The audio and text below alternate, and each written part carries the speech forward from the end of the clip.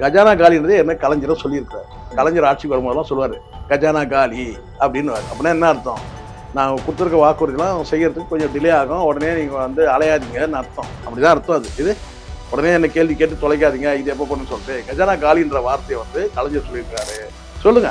இப்போ இந்த மின்சாரம் 200 யூனிட் வந்து பார்த்தீங்கன்னா ஏற்கனவே 100 யூனிட், இப்போ 200 யூனிட் ஏன் இதே மின்சார கட்டணம் உயராதுன்னு என்ன, உயர்த்தக்கூடாதுன்னு என்ன இருக்கா என்ன? உயர்த்தக்கூடாது என்ன இருக்கா? அடுத்த வருஷம் கூட உயர்த்தலாம், மின்சார கட்டணமே உயர்த்தலாம். அதை பிடிங்கி இதில் போடு, இதை தூக்கி அங்கே போடு, இப்படிதான் நடக்கும். என்ன இப்போ வேற என்ன செய்ய முடியும்? விஜய் இல்லாமல் வேற யாருன்னா வந்தால் மட்டும் என்ன ஆயிரும்? நான் கேட்குறேன். விஜய் இல்லாமல் வேற ஒருத்தர் ஆட்சி அமைக்கிறாங்க. கவர்னர் வந்து அரசு நிகழ்வில் வந்து நீங்கள் உள்ளே உட்கார, சரி அப்படியே உட்காந்துருங்க, உங்களோட மரியாதை குறையக்கூடாதுன்னு நாங்கள் நினச்சிக்கிறாங்க. இதோட அதுக்கப்புறம் நீங்கள் ஃபோட்டோ எடுக்கிறது, அதை வந்து இன்ஸ்டால ஏற்றுறது. விஜய்க்கு வந்து இதில் அனுபவம் இல்லாமல் இருக்கலாமா? முதலமைச்சருக்கு வந்து இது முதல் முறைன்றதுனால அவருக்கு அனுபவம் இல்லாமல் இருக்கலாம், அதிகாரி இருக்கணும்னு சொல்றது தயங்கி இருக்கலாம். சார் இது விதிமீறல் சொல்றதுலாம். ஈஷா வந்து அங்கே கண்ணீர்லாம் விடல, வந்திருந்தாங்க. அவங்கள நீங்கள் உற்று நோக்கும் போது பார்த்தீங்கன்னா அவங்க எமோஷன் ஆகிற மாதிரி உங்களுக்கு தெரியுது. அப்படி கிடையாது. அதை வந்து ஒப்பிடுறதே முதல் தப்பு. அவருடைய பிரைவசி அது ஒரு அடையாளமாக கூட இருக்கலாம், ஒரு பிராண்டாக கூட இருக்கலாம். ஸோ இதுக்கெல்லாம் வந்து அவர் கருப்பு கலரில் வந்து பொட்டு வச்சுட்டு போனார். அவர் வந்து இப்போ சிகப்பு கலரில் கயிறு, இது நான் கூட கயிறு கட்டியிருந்தேன். எனக்கு சாமிக்கு சம்மந்தமே இல்லை. இந்த கயிறு எதுக்கு? வணக்கம் சார். வணக்கம். எப்படி சார் இருக்கீங்க? என்னம்மா எப்படி இருக்கீங்கன்னு கேட்டேன். நலமா இருக்குமா? உங்ககிட்ட வர வரைக்கும் நலம் தான். இனிமேதான் என்ன ஆக போறேன்னு தெரியல. சார் என்ன சார் எப்படி சொல்றீங்க? சொல்லுங்க. இல்ல நீங்க என்ன கேட்க போறீங்க, என்ன பதில் சொல்ல போறேன், அதை வச்சுதான். சார் ஒரு வழியா உங்க தலைவர் ஆட்சி வேற. சார் என்னோட தலைவர் ஆட்சியில இல்ல சார், மக்களோட ஆட்சி. சரி, மக்களோட ஆட்சி. சொல்லுங்க. ஒரு வழியா இழுபறியா இருந்துகிட்டு இருந்துச்சு. சிஎம்மா பதவி ஏத்தாச்சு. எடுத்த வாக்குலே கஜானா காலி அப்படின்னு சொல்லிட்டாரு. அதுக்கு திமுக தரப்புல கண்டனம் தெரிவிச்சிருந்தாங்க. அப்போ கஜானா காலினா 200 யூனிட், 2500 மகளிர் தொகை, 6 சிலிண்டர், இதெல்லாம் எப்படி தருவாரு? இல்ல இது ஒரு விஷயம் நல்லா புரிஞ்சுங்க. நீங்க புதுசா கேள்விப்படுற மாதிரி இப்ப விஜய் எது சொன்னாலும் புதுசா சொன்ன மாதிரி இருக்கு. கஜானா காலின்றது என்ன கலைஞரும் சொல்லியிருக்காரு. கலைஞர் ஆட்சிக்கு வரும்போதெல்லாம் சொல்லுவாரு கஜானா காலி அப்படின்னு. அப்படின்னா என்ன அர்த்தம்? நான் கொடுத்துருக்க வாக்குறுதிலாம் செய்யறதுக்கு கொஞ்சம் டிலே ஆகும், உடனே நீங்க வந்து அலையாதீங்கன்னு அர்த்தம். அப்படிதான் அர்த்தம் அது. இது உடனே என்ன கேள்வி கேட்டு தொலைக்காதீங்க, இது எப்போ பண்ணுன்னு சொல்லிட்டு கஜானா காலின்ற வார்த்தையை வந்து கலைஞர் சொல்லியிருக்காரு. அதே மாதிரி சட்டம் ஒழுங்கு கெட்டு போயிருக்குன்னு சொல்லி ஈரல் கெட்டு போயிடுச்சுன்னு சொல்லுவாரு. இப்படி அவருடைய வசனங்கள் நிறைய இருக்கு. கலைஞருடைய வந்து வசனங்கள் தான் இன்னைக்கு விஜய் பேசுறாரு. கஜானா காலிங்கிறது வந்து பொதுவா வந்து, ஆனா கஜானா காலின்றது தெரிஞ்சுத்தானே இப்ப எதனால வருது இந்த வார்த்தை? கஜானா காலின்றது தெரிஞ்சுதானே வந்து ஊருக்கே தெரியும். கஜானா காலின்றது 10 லட்சம் கோடி கடன்ல இருக்குது எல்லாருக்கும் தெரியும். தெரிஞ்சிருந்தானே நீங்க வந்து வாக்குறுதி கொடுத்தீங்க இல்லையா? அந்த வாக்குறுதியில எங்கேயாச்சும் நீங்க வந்து பார்த்தீங்கன்னா அரசோட கடன் அடைப்புன்னு சொல்லி ஒரு லைன் காட்டிடுங்க. ஒரே ஒரு லைன். விஜயோட மேனிஃபெஸ்டோ எடுத்து 10 லட்சம் கோடி கடன் இருக்கு, அந்த கடனை நான் வந்த உடனே அடைச்சிருவேன் சொல்லுங்க பார்ப்போம். விஜயகாந்த் வந்து அடைச்சாரு. ரசிகர் அந்த சினிமா அந்த நடிகர் சங்கம் இருந்த அதுல கடன்ல இருக்கும்போது விஜயகாந்த் அந்த பொறுப்பேற்ற சொன்னா அந்த கடனெல்லாம் அடைச்சிருவேன்னு சொன்னார். அந்த அவங்களுடைய மேனிஃபெஸ்டோல சொல்லியிருந்தாரு. நான் வந்தேன்னா வந்து நடிகர் சங்கத்துல கடன்லாம் அடைச்சிருவேன்னு சொல்லி ஒரு வாக்குறுதி கொடுத்தாரு. அதே மாதிரி செஞ்சு காமிச்சாரு. நடிகர் சங்கம்ன்றது ஒரு சின்னதான் வச்சுக்கலாம். 10 லட்சம் கோடி கடனை வந்து உடனே விஜய் வந்து அவரு சொந்த பணத்தை கொண்டு வந்து அடைப்பாரு. அவ்வளவு பணமே இல்லையே முதல்ல. 10 லட்சம் கோடி இருந்தா ஏன் அவர் வந்து இங்க வந்து வரப்போறாரு அரசியலுக்கு? ஸோ முதல்ல அங்க சொல்லப்பட்டது என்னன்னா, இந்த கடன்றது என்ன ஊர் உலகத்து எல்லாருக்கும் தெரியும். அங்க வந்து நேரடியா வந்து சொல்லும் போது கேட்டா 10 லட்சம் கோடி கடன்ல இருக்கு, கஜானா காலியா இருக்கு, வழிச்சிட்டு போயிட்டாங்கன்னு சொல்லிட்டாரு. அது வந்து எல்லாருமே அவருக்கு ஈவினிங் மேல சொல்லியிருக்கிறாங்க, இந்த வார்த்தையெல்லாம் வந்து பேசக்கூடாது அப்படின்ற மாதிரி ஏதோ சில பேர் அட்வைஸ் கொடுத்தா சொல்றாங்க. அந்த மாதிரி வந்து ஒரு என்ன சொல்ற ஒரு பதவியேற்பு நிகழ்ச்சியில நீங்க முதல் வரும்போது நெகட்டிவ் அவாய்ட் பண்ணிக்கங்க. இப்போ டைம் வேற கேட்டிருக்காரு சார். எப்படி 3 வருஷமா இல்ல 5 எல்லாருமே கேட்பாங்கம்மா. அது எல்லாருமே விஜய் பேசுறதுதான் ஹைலைட் ஆகுதுங்க. எல்லாருமே கேட்பாங்க. உடனே பதவி இப்ப நான் கேட்கிறேன் வந்து திமுக வந்து ஒரு சில கோரிக்கைகள் நிறைவேற்றுறதுக்கு எங்களுக்கு 5 வருஷம் டைம் இருக்கு சொன்னாங்களா இல்லையா? சொன்னாங்களா? இன்னும் எங்களுக்கு 5 வருஷம் டைம் இருக்கு. அந்த மாதிரி இப்போ கோரிக்கை இவர் கொடுத்திருக்கிறது வந்து பாத்தீங்கன்னா டைம் லிமிட்லாம் கிடையாது. 6 சிலிண்டர் நீங்க கேட்பீங்க தெரியும். 6 சிலிண்டர் கொடுத்துட்டு டைம் இருக்கு, கொஞ்சம் வெயிட் பண்ணுங்க. வந்த உடனே நான் எப்படி இப்போ கஜானா காலியா இருக்கு, வந்து ஃபண்ட் இல்ல, மத்திய அரசிட்ட வாங்கணும், இப்படிலாம் இருக்கு. விஜய் பொறுத்த வரைக்கும் அவர் கொடுத்திருக்கிற அந்த கோரிக்கை இருக்குல்ல, ஒரு சில கோரிக்கைகள்னா 1, 2 கோரிக்கைகள் தான். அதான் முதல் கோரிக்கை எது பாசிபிலிட்டியோ முதல்ல முடிச்சுட்டாங்க. சரிங்களா? அதுக்கே நிதி இழப்பு இருக்கு. அதுக்கே வந்து பார்த்தீங்கன்னா கடன்ல இருக்கு தமிழ்நாடு மின்சார வாரியம். இதுவே ஏற்கனவே கடன்ல இருக்கு, இன்னும் கொஞ்சம் கடன் சுமை தான் இது. ஆனா ஏதோ ஒண்ணு பண்ணிட்டாரு. ஏதோ ஒண்ணு பண்ணி தானே ஆகணும். முதல் கையெழுத்துல ஏதாவது ஒண்ணு பண்ணோம் இல்லையா? முதல் கையெழுத்து போட்டு ஏதாவது ஒண்ணு செய்யணும், மக்களுக்கு நன்மை செய்யணும். அப்ப இதை செய்யலாம்னு சொல்லி முடிவு பண்ணியிருக்கிறாரு. அவ்வளவுதான். இப்போ 21ல வந்து ஸ்டாலின் வரும்போது என்ன செஞ்சாரு? பால் விலை குறைச்சாரு. 5 கையெழுத்து போட்டாரு. அதுல ஒண்ணு வந்து பால் விலை குறைச்சாரு. அதுக்கப்புறம் பால் விலை ஏறலையா? சொல்லுங்க. இப்ப இந்த மின்சாரம் 200 யூனிட் வந்து பார்த்தீங்கன்னா ஏற்கனவே 100 யூனிட், இப்ப 200 யூனிட் ஃப்ரீ. ஏன் இதே மின்சார கட்டணம் உயராதுன்னு எதனா, உயர்த்தக்கூடாதுன்னு என்ன இருக்கா என்ன? உயர்த்தக்கூடாது என்ன இருக்கா? அடுத்த வருஷம் கூட உயர்த்தலாம். மின்சார கட்டணமே உயர்த்தலாம். அதை பிடுங்கி இதுல போடு, இதை தூக்கி அங்க போடு, இப்படிதான் நடக்கும். என்ன இப்ப வேற என்ன செய்ய முடியும்? விஜய் இல்லாம வேற யாருன்னா வந்தா மட்டும் என்ன ஆயிரும்? நான் கேட்கிறேன். விஜய் இல்லாம வேற ஒருத்தர் ஆட்சி அமைக்கிறாங்க, அவங்க இது பண்ண மாட்டாங்களா? இல்ல பதவியேற்பு விழாலே சொல்லியிருக்காரு, நான் வந்து பொய் சொல்லி எதையுமே நான் உங்களை ஏமாத்த மாட்டேன். இதெல்லாம் வந்து இது பாருங்க, சினிமா வசனம் வேற, நடைமுறை வேற, அரசியல்ல வேற. சும்மா இதெல்லாம் வந்து சொல்றது. சுத்தி இருக்கிறவங்க எல்லாமே வந்து பாத்தீங்கன்னா வந்து யாரும் வந்து நல்லவங்க எல்லாம் கிடையாது. புரியல சொல்றது. இப்ப இந்த நேரத்துல சொன்னா நம்ம பதவியேற்ற நேரத்துல நம்ம அபசகனமா சொன்ன மாதிரி ஆயிடும். ஒரு கெட்ட சகுனமா ஆயிடும். அது எல்லாம் சொல்றதுதான். இந்த வசனங்கள்லாம் எல்லாரும் சொல்லுவாங்கம்மா, நிறைய சொல்லுவாங்க. ஆனா அது வந்து பாத்தீங்கன்னா காலப்போக்கில் இது ஆரம்பத்துல யார் வந்தாலும் சொல்லுவோம். யாரும் உங்களா முதலமைச்சர் ஆக்கினா கூட நீங்க சொல்லுவீங்க என்னன்னு கேட்டீங்கன்னா வந்து, நான் 1 பைசா கூட தொட விட மாட்டேன். அதெல்லாம் வந்து இன்னொன்னு சொல்லட்டுமா உங்களுக்கு? ஜெயலலிதா வந்து பாத்தீங்கன்னா வந்து, நான் வந்து ₹1 கூட சம்பளம் வாங்க மாட்டேன்னு சொன்னாங்க. எவ்வளவு? ₹1 கூட உண்மைதான். ₹1 கூட அவங்க வந்து ₹1 சம்பளம், நான் ₹1 தான் சம்பளம் வாங்குவேன். சாரி, அவங்க சம்பளத்துல ஒரு முதலமைச்சருக்கு எவ்வளவு சம்பளம் இருக்குமா? ஆனா அவங்க ₹1 தான் நான் சம்பளம் வாங்கினாங்க. அதுதான் அவங்களுக்கு வினையாவே ஆச்சு. கடைசியில சொத்து குவிப்பு வழக்குல கணக்கு காட்ட முடியாம போச்சு. உங்களுக்கு வந்து வருமானமே இல்லைன்ட்டீங்க. வருமானத்துக்கு மீறி எப்படி இவ்வளவு சொத்து வந்து, நீங்க ₹1 தான் சம்பளம் வாங்குறவங்க இப்படி ஆயிடுச்சு பார்த்தீங்களா? அதே வந்து பாத்தீங்கன்னா அவங்க சம்பளம் வாங்கினா கூட கணக்கு காட்டியிருக்க முடியும். ஆனா சொல்றேன், அதனாலதான் இங்க வந்து விஜய் சொல்றேன், நான் ₹1 கூட நான் லஞ்சம் வாங்க மாட்டேன்றதெல்லாம் வேற. புரியுமா சொல்றது? அதனால இது வந்து பிரதமருடைய பாணிமா இது. பிரைம் மினிஸ்டர் கூட நீங்க வந்து அவர் மேல எந்த குற்றச்சாட்டும் நீங்க சொல்ல முடியாது. இப்ப ஸ்டாலின் வந்து ஆட்சி விட்டு இறங்கிட்டாருலமா? ஸ்டாலின் செய்த ஊழல் சொல்லுங்க, ஏதாவது ஒண்ணு சொல்லுங்க. ஏதாவது ஒரு ஊழல் சொல்லுங்களேன். 5 வருஷம் கம்ப்ளீட் பண்ணிட்டார்ல. ஸ்டாலின் மீது எந்த குற்றச்சாட்டும் கிடையாது. ஊழல் குற்றச்சாட்டு கிடையவே கிடையாது. அவர் கூட அந்த கார் கூட இல்லைன்னு சொல்லி கொடுத்திருந்தார். நீங்க இதெல்லாம் வேட்புமனுல நீங்க சொல்லுங்க. இப்போலாம் வந்து ரொம்ப தந்திரமா செய்ய ஆரம்பிச்சிட்டாங்கம்மா. சரிங்களா? இதெல்லாம் வந்து வேற. இப்ப பதவியேற்கு விழால பாத்தீங்க அப்படின்னா, விஜய் அவர்களுக்கு தான் வரவங்க எல்லாம் வணக்கம் வணக்கம் வணக்கம் அப்படின்னு வச்சாங்க.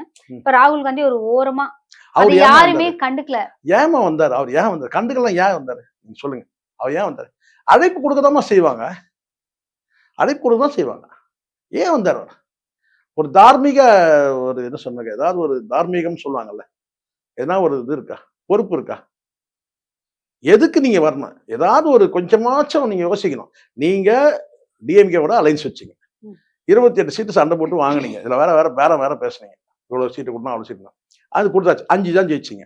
அந்த 5 வந்து பாத்தீங்கன்னா எலெக்ஷன் முடிஞ்ச உடனே நீங்க இன்னொருத்தருக்கு வந்து நீங்க சப்போர்ட் பண்ணி யாரை எதிர்த்து அரசியல் பண்றாங்களோ, நீங்க யாரை எதிர்த்து பிரச்சாரம் பண்ணீங்களோ, நீங்க என்ன செய்றீங்க? அப்படியே மடைமாற்றம் செஞ்சு 5 பேரை வந்து ஆதரவு. அதோட போயிருக்கணும். பொது மேடைக்கு எதுக்கு வந்து அசிங்கப்படணும்? 2021 ஸ்டாலின் அவர்கள் பதவியேற்கும் போது கூட அவர் வரல. இல்ல அதுதான்மா, அப்போ நீங்க வரல. இப்போ கூட நான் சொல்றேன்னு கேட்டா நீங்க வந்திருக்க வேண்டிய அவசியம் இல்ல. நீங்க வீம்புனா வந்து அசிங்கப்படுறதுன்றதான். அசிங்கப்பட்டு போனீங்க நீங்க. அசிங்கம் தானே இது. ரெண்டாவது சரி அப்படியே வந்தீங்கன்னா கூட உங்களுக்கு தெரியணும். ஒரு புரோட்டோகால் இருக்கு. இந்த இடத்துல நீங்க வந்து உள்ள வந்து உட்கார்றதுக்கு. புரோட்டோகால்ல வந்து இது எப்படி அனுமதிச்சாங்கன்னு எனக்கு ஒண்ணுமே தெரியல. இது முழுக்க முழுக்க அரசு நிகழ்ச்சி. குறிப்பா கவர்னர் வந்து தலைமையில நடக்கக்கூடிய நிகழ்ச்சி.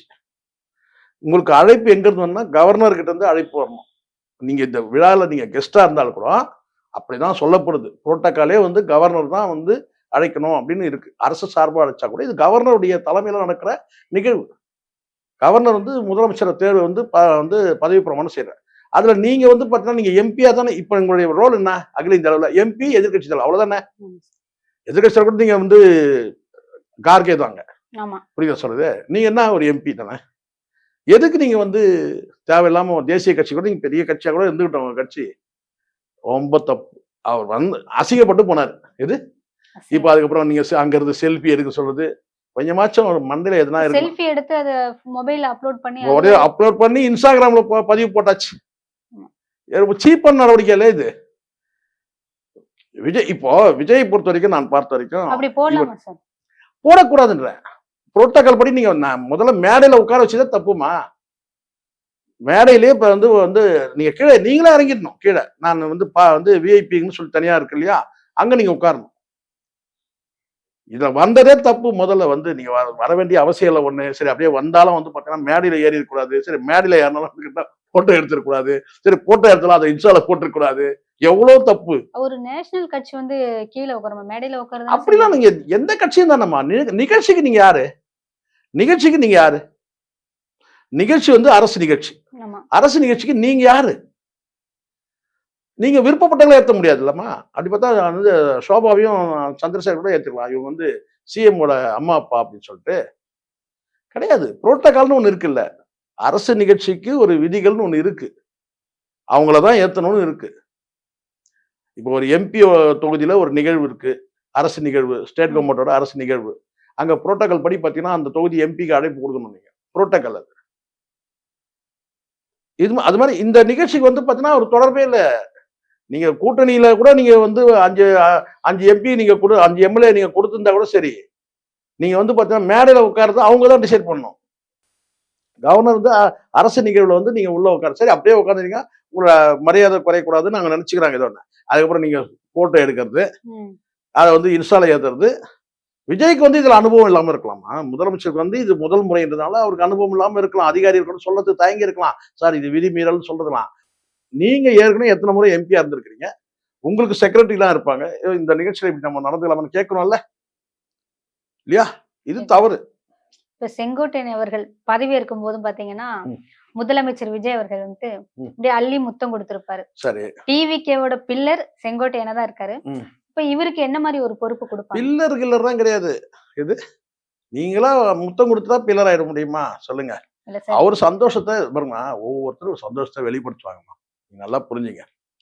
ஒவ்வொருத்தரும் அவங்க சந்தோஷத்தை வெளிப்படுத்துற விதம் தான் இருக்கு.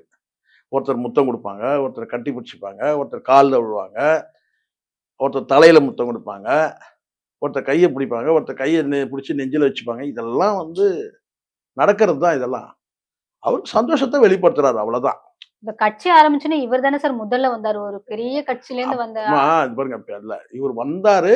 அதாவது நான் நல்லா புரிஞ்சுக்கணும். இவர் சில ஸ்டெப் எடுத்தாரு. அந்த ஸ்டெப்புக்கு வேல்யூ இல்லாம போச்சு. இவர் சில ஸ்டெப் எடுத்தாரு. நீ இறங்கி டெல்லியில போய் அங்க பேசினாரு. எல்லாம் நடந்தது இல்ல. அது நடக்கல. அதுக்கப்புறம் அவர் வேற போக்கணும் தெரியாம அது நேரம் டிவிகேக்கு புலம்பின்னு தான் இருந்தாரு. ஏன் இப்ப கூட கட்டி பிடிக்கிறாரு, போடுறாரு. பாக்கெட்ல அம்மா படத்தை தான் வச்சுட்டு இருக்காரு இன்னும். அது விஜய் அவர்களே வச்சுங்க. அது அவர் சொல்லிட்டா. அவர் சொல்ற நீங்க வச்சுக்கிறீங்க, நீங்க வச்சுங்கன்னு சொல்லிட்டாரு. நீங்க இதை எடுத்து போட்டு விஜய் படத்தை வச்சா அவரு நீ என் படத்தை வைக்காதீங்கன்னு சொல்றாரா? தெரியாம தான் கேட்கிறேன். நீங்க படத்தை வச்சுக்கிறீங்கன்னா அது உங்களுடைய மனசு. இங்க கட்டி பிடிக்கிறீங்க, அந்த படத்தை அங்க வச்சுக்கிறீங்க. ஏதாவது ஒரு நிலைப்பாட்டுல நிக்கணும்ல. நான் சொல்றதுக்கு புரியுதான். அம்மா இப்ப இல்ல. அந்த அம்மா கட்சிக்கே நீங்க துரோகம் பண்ணிட்டு வந்துட்டீங்க. புரியுதுங்களா? உள்ளபடியா அதான் உண்மை. அம்மா கட்சிக்கு துரோகம் தான் வச்சுங்க. ஆனா ஒரு கட்டத்தில் நீங்க வெளியே வந்துட்டீங்க. எடப்பாடி உங்களுக்கு துரத்தினாரு, வெளியே வந்துட்டீங்க. சரிங்களா?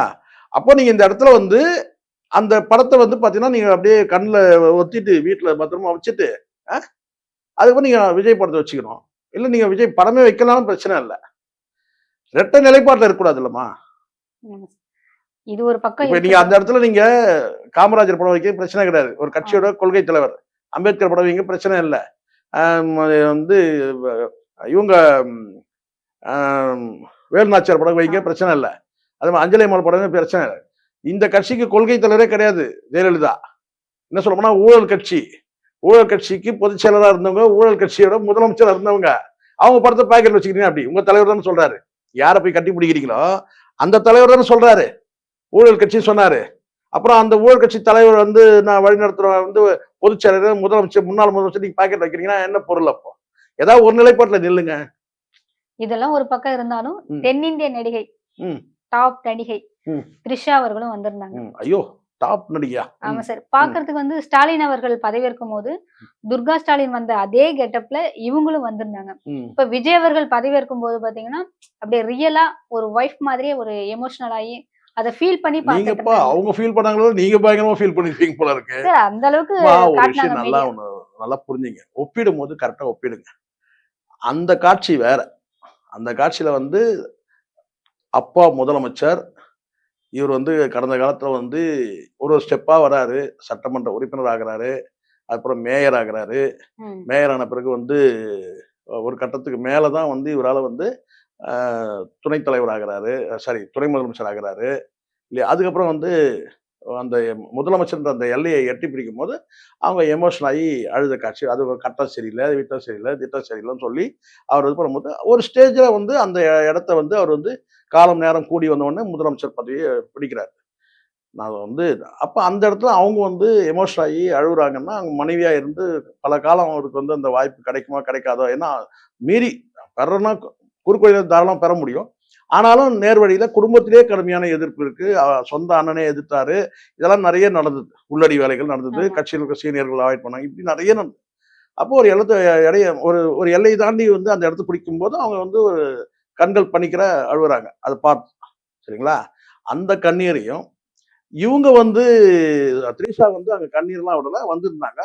அவங்கள நீங்க உற்று நோக்கும்போது பார்த்தீங்கன்னா, அவங்க எமோஷனல் ஆகுற மாரி உங்களுக்கு தெரியுது. அப்படி கிடையாது. அத வந்து ஒப்பிடுறதே முதல் தப்பு. அந்த உங்களுடைய ஒப்பீடு தவறு. சார் அந்த கை காட்டுற ஸ்டைல்லாம் பாத்தீங்கன்னா, அப்படியே ஜெயலலிதா அம்மா மாதிரியே இதுல இருந்துச்சு. அது உங்க பார்வை அந்த மாரி இருக்கு. நீங்க ஒப்பிட்டு பார்க்குறீங்க அந்த மாரி. ஜெயலலிதாவோட தயவு செஞ்சு யாரையும் ஒப்பிடாதீங்க. ஜெயலலிதாவோட யாரையுமே நீங்க ஒப்பிட முடியாது. யாரையுமே எந்த முதலமைச்சரும் ஒப்பிட முடியாது. காரணம்னா, அவங்களுடைய வைராக்கியம் இதெல்லாம் வேற. கான்ஃபிடன்ஸ் அந்த செல்ஃப் ம். கான்ஃபிடன்ஸ் ரொம்ப தன்னம்பிக்கை ஒரு வந்து வேற சிங்கப்பெண் யாருக்குமே மாதிரி. கிடையாது. தயவு செஞ்சு ஜெயலலிதாவோட யாரையுமே ஒப்பிடாதீங்க. எந்த பெண் தலைவரும் தமிழ்நாட்டுல எல்லாரும் ஒரு கற்பனையில சுத்தின்னு இருக்காங்க. என்னன்னு கேட்டா, நம்ம ஜெயலலிதா மாதிரி, நம்ம ஜெயலலிதா மாதிரி, நம்ம ஜெயலலிதா மாதிரி. அப்படி சொல்லிட்டு யாருமே ஒரு நீங்க பக்கமா டாக் நான் ஒரு போகுது. விஷயம் சொல்லட்டுங்களா? போராளி தலைவர் மம்தா பானர்ஜி. ம். அவங்களே ஒப்பிட முடியாது. ஜெயலலிதாவோட ஒப்பிட முடியாது. ஏன்னா, அந்த அளவுக்கு வந்து தன்னம்பிக்கை பயங்கரமான தன்னம்பிக்கை. அதுல வந்து நீங்க ஒப்பிடவே முடியாது. மம்தா பானர்ஜி தான் போராளி தலைவி அந்த அம்மா. சாதாரண தலைவர் கிடையாது மம்தா பானர்ஜி. ஆனா அவங்களே ஒப்பிட முடியாது. மாயாவதி ஒப்பிட முடியாது. ஜெயலலிதாவோட யாரையுமே ஒப்பிட முடியாது. அப்படி வந்து ஒரு என்ன சொன்னா தனி ஆளுமை அது. எந்த பெண் தலைவர் மட்டும் கிடையாது. எந்த நடிகை கூட ஒப்பிட முடியாது. ஏன்னா அந்த அளவுக்கு அவங்க வந்து ஒரு ஸ்டெப்பா வந்து கட்சியில கடுமையா உழைச்சு ஒரு எல்லைய அடையறது சாதாரண விஷயம் கிடையாது. அப்ப எப்படிப்பட்ட தலைவர்லாம் இருந்தாங்க தெரியுங்களா? அப்ப இந்த இன்ஸ்டா இதெல்லாம் கிடையாது. ம். அப்போ எவ்வளவு பெரிய வந்து மூர்க்கமான அரசியல் தலைவர்கள்லாம் இருந்தாங்க. இதே அதிமுகலயே அத்தனை பேரையும் மண்டியில வச்சாங்க, கால்ல முட்டி போட வச்சாங்க, கால்ல விழ வச்சாங்க. ஒரு கட்டத்துக்கு மேல தான் அவங்க வந்து பல தோல்விகள சந்திக்கிறாங்க, கஷ்டங்கள அனுபவிக்கிறாங்க. கடைசியா தான் அந்த அம்மான்ற ஸ்தானம் வருது. கைய காட்டுனவங்கலாம் ஜெயலலிதா கிடையாது. அதனால யாரையும் ஒப்பிட முடியாது.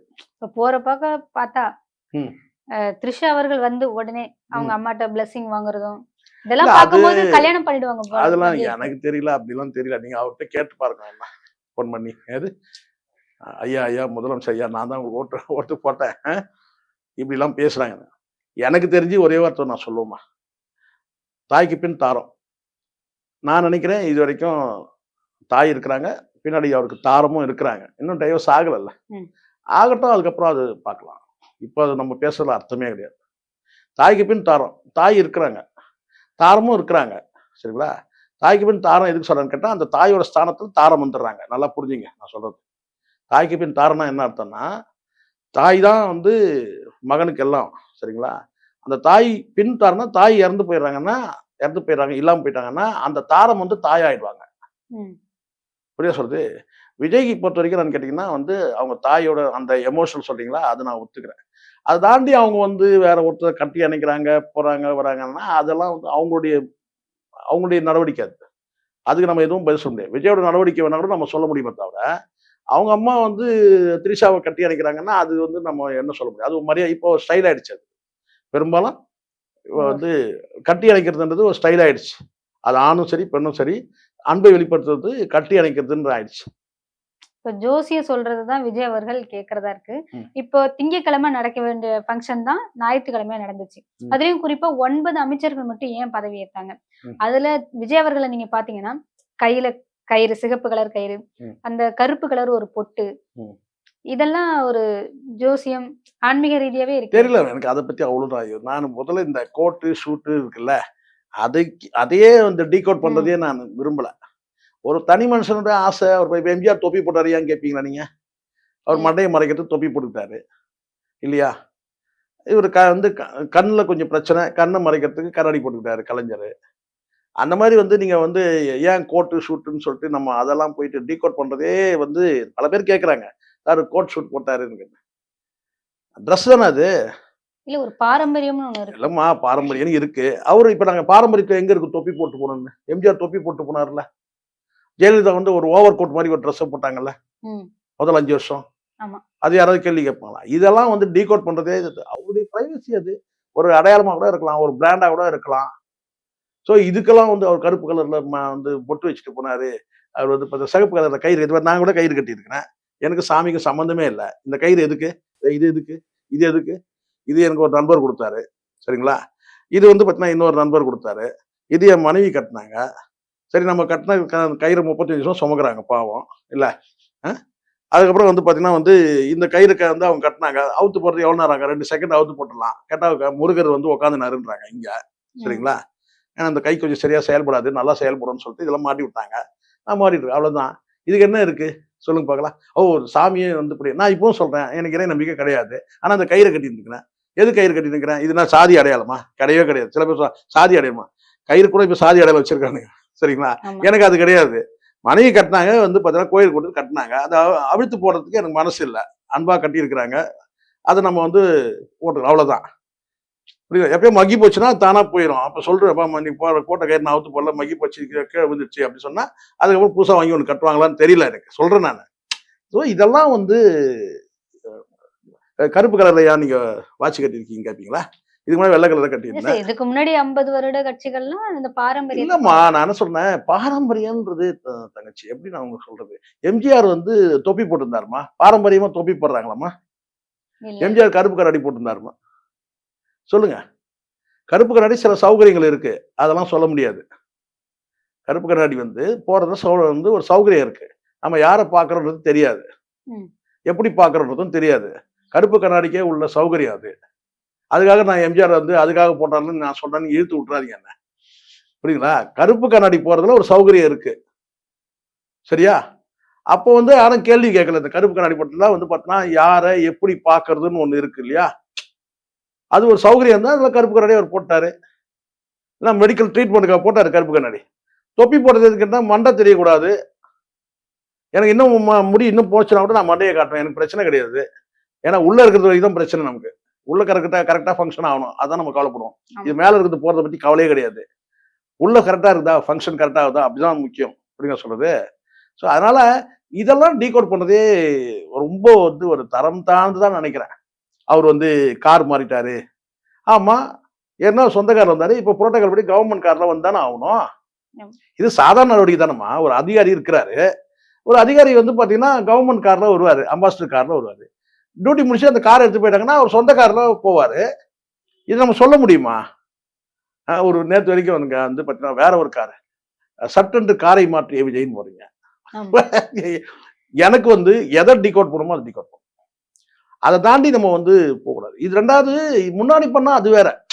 முன்னாடி வந்து ஒரு நடிகரா இருந்தாரு, பிரச்சாரத்துக்கு போனாரு, அப்போ சொல்லலாம் அது வேற. புரியுதா சொல்றது? நானே சொல்லியிருக்கிறேன். என்னங்க அப்போ ஒரு டாப் அப் மாட்டி போறாரு, இப்போ ஒரு டாப் அப் மாட்டி போறாரு.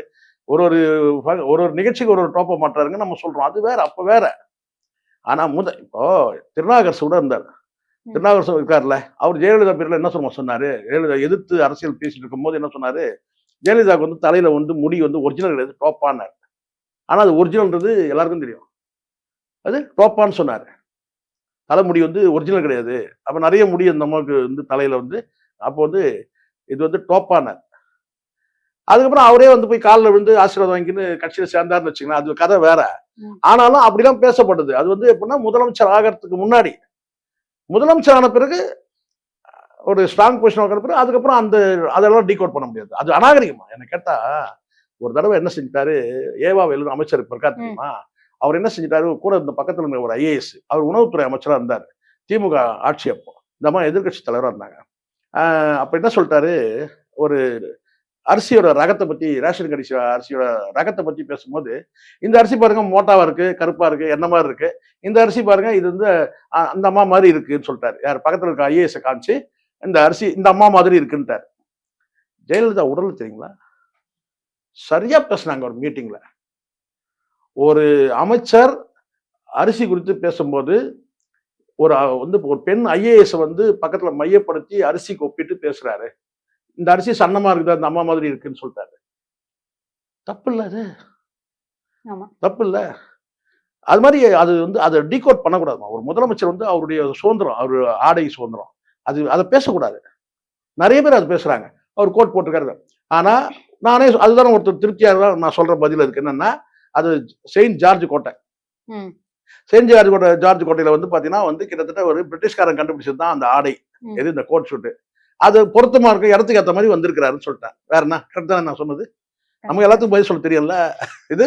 அப்போ அது செயின்ட் ஜார்ஜ் கோட்டை. அது இது செயின்ட் ஜார்ஜே இது மாதிரி ஷூட் கோட் தான் போட்டிருப்பாரு. ஷூட் கோட் போட்டு வந்திருக்கிறாரு. இதை இது பண்ணக்கூடாது இல்லையா? இதை டீகோட் பண்ணக்கூடாது. பெரும்பாலும் இதையே பிடிச்சது எவ்வளவு நாட்டுல நடக்க வேண்டியது இருக்கு, அதை பத்தி பேசாம இல்ல. அது சொல்றேன் நான்.